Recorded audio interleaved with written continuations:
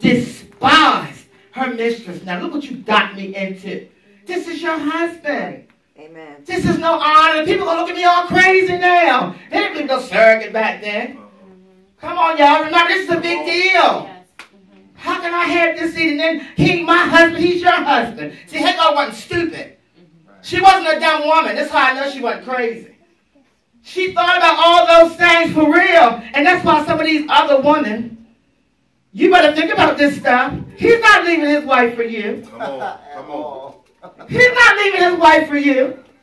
Huh? Nigga, stand confident. You and Cecil, honey. Stand confident in knowing. Child, he ain't leaving. And you can tell her that. Girl, you just a side trick. Because ain't nobody going to put up with him like I do. How about that?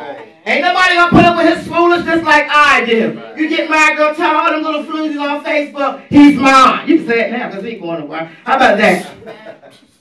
He can look at you, your little breasts and your little panties, your little nasty slut, and he's still not going to want you. How about that? How about that? Little church sluts too, honey. They come in on good relationship, wear little skirts and wear little things down here knowing that they have men that are married. And these little church sluts will come and try to flaunt themselves around the devil is a liar. What you getting upset for? I'm going to be mad with you. He's not going home with her. Come on. Teacher. Come on. Sometimes we need to be delivered from those mistakes we made. So you still got Rachel and Lottie and Popsicle, everybody inside you. So every now and then they get a little crazy. Because you're not those people.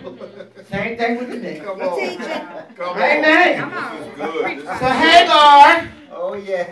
So Hagar now despises her. Come on now, you're supposed to be my mentor. You know, we talk about David and Saul, but how did she feel? Not only did she use her as basically a pimper, she pimped her out. Right. She done pimped her right out. Right. The confidence she once had, I'm sure she doesn't have it anymore. Right. Come on. She couldn't abort him. That's the truth. Lord, I'm a dance. She couldn't abort him. She had to have him. She didn't have a choice. Right. That's why some of y'all better get your businesses, because you just like her. Your boss had you stuck up in stuff. You want to go somewhere you can't go nowhere. I told, what?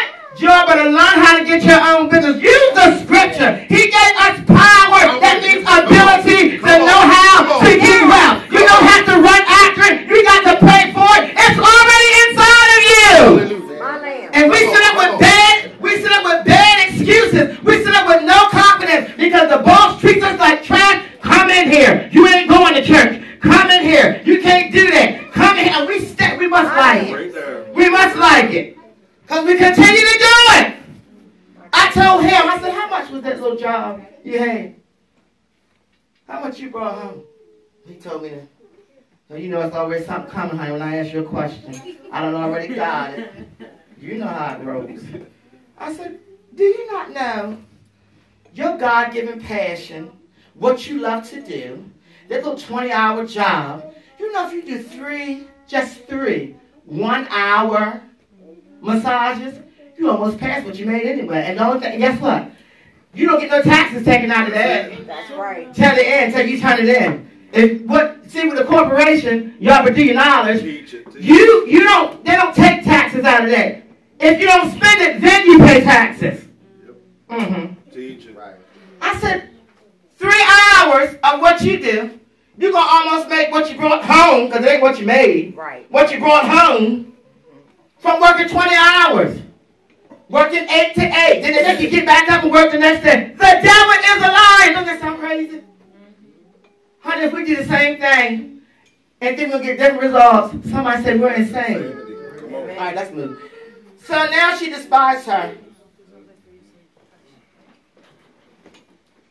So Abraham, of course, bless his heart, he tried to get on his wife's good side. So he said, hey, this is your maid. So you do whatever you want. You do, you take care of her. You handle her. Now you know, she done had something that Sarah couldn't have. See, Sarah didn't think about the effects of this before she did it. Somebody said mistake. She didn't think about the effects of what's going to be when she finally see this woman have this child. But she wasn't going pregnant all day. Oh, when she had it. And then there's a reality.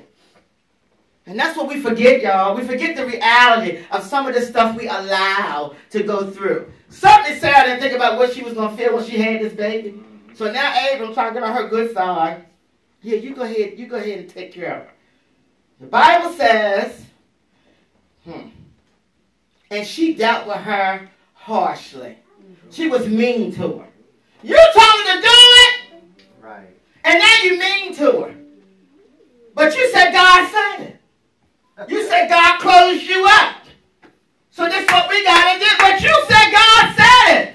Open up your mouth and say, but they said God said it. But they said God Some of y'all in here are messed up because somebody told you what God said and did not have season enough common sense to direct you where you're really supposed to go. That's why some of us can't get over some of these past mistakes. Because somebody said that's what God said. Come on, teach. And so now Sarah treated her bad. Her girl. Her mother, basically. Her boss. Her mentor. Now she treating her bad over something you told me to do. Right.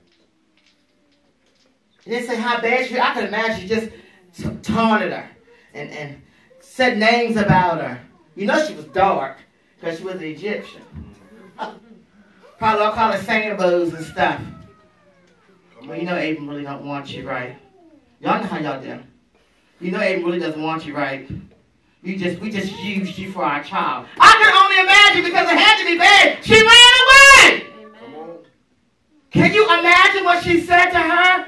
This loyal servant that served her, that knew her and knew her husband, saw them fussing, saw what they did, saw what they went through. All of a sudden she leaves.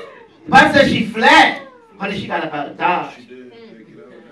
So Sarah must have really said some stuff to this poor woman to make her feel bad. She ran away. I don't want to have no Hagars in here. Huh? Because you see what's going to happen next. She ran away. And the angel of the Lord found her by a fountain of water. Look at that. In the wilderness. By the fountain in the way to Shur. He said to Hagar, Sarai's maid, whence comest thou, and whither wilt thou go? What you doing here? Where you going? You out here nowhere, pregnant. Because see what she didn't know, God still had something to do with her mistake. I felt a praise in my feet already. What she thought that was a mistake, God still was going to bless it because of her dumb